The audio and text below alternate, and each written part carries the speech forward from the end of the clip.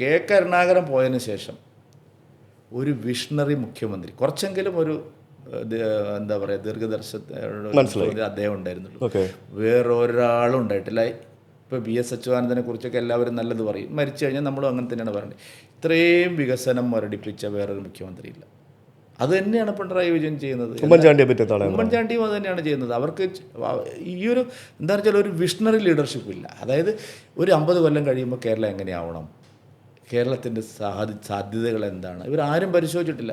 ഉമ്മൻചാണ്ടി കുറച്ച് വേഗത ഉണ്ടായിരുന്നൊരു മുഖ്യമന്ത്രിയാണെന്ന് പറയാം, പക്ഷേ അതായിരുന്നു കടലാസുകൾ എഴുതി വാങ്ങാൻ ഒന്നും പരിഹാരമായിട്ടില്ല.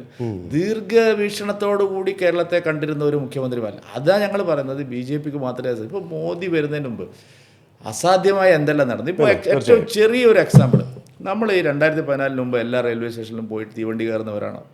2014 മുമ്പ് നമ്മളൊരു തീവണ്ടി സ്റ്റേഷനിൽ പോയി ആദ്യം മൂക്കുകൊത്തും. അത്ര മാലിന്യങ്ങളായിരുന്നു.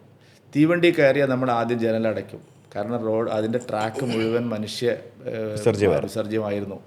Sir, 99% തീവണ്ടികളും bio ടോയ്ലറ്റായി. ഇന്ത്യയെപ്പോലൊരു സ്റ്റേറ്റിൽ ഇത്രയും ദീർഘമായിട്ടുള്ളൊരു റെയിൽ, ഇത്രയും ട്രെയിനുകളുള്ള 99%. ഇനി 1% പാസഞ്ചർ തീവണ്ടികളിൽ മാത്രമേ ബാക്കിയുള്ളൂ.